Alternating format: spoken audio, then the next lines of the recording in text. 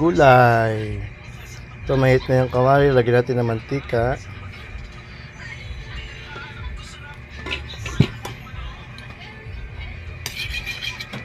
Paparami yata yung mantika. Iwasan natin ng konti mga lods. Masyado marami.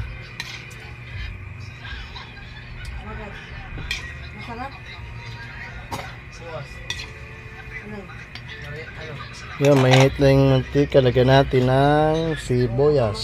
Sibuyas.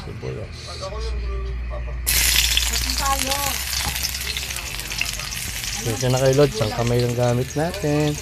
Oh, masyado malakas yung apoy. Ano natin ng konti.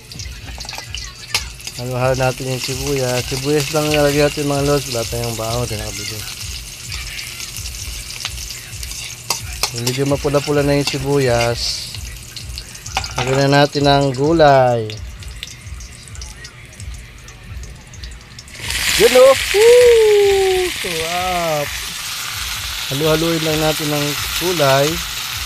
Konti.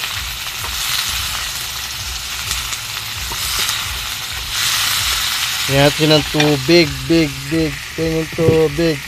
Big.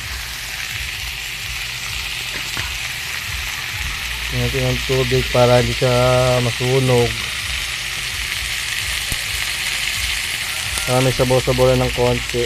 Yan, okay na yan. Natin ang pampalasa.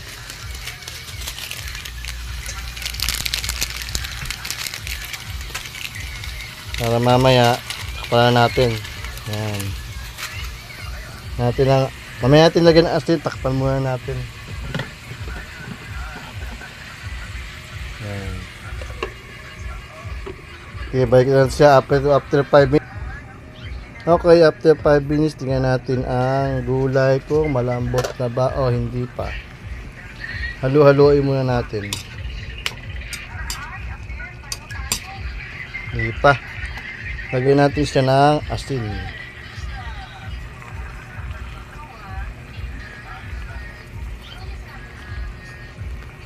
Halo-halo.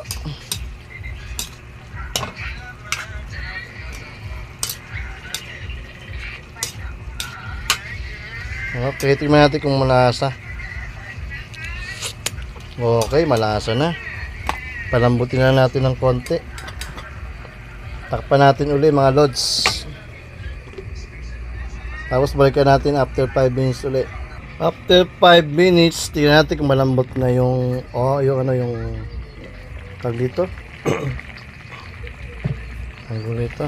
Gaspe. Ito. Palaya. Gaspe yung palaya pero yung matambot na.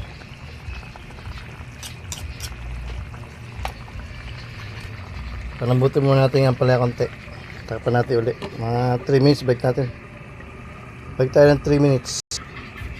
Siyempre, pagkatapos ng 3 minutes,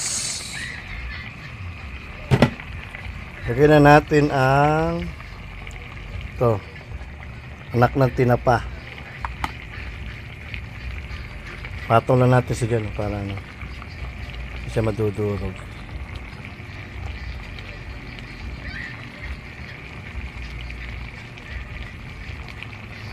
Lagyan na natin yung daon ng saluyot. Yan.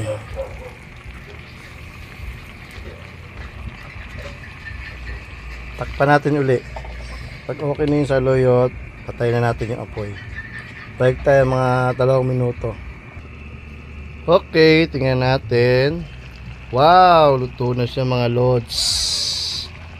Sarap. Patayin na natin. Tayo na pulan mga lods. Okay, thank you for watching.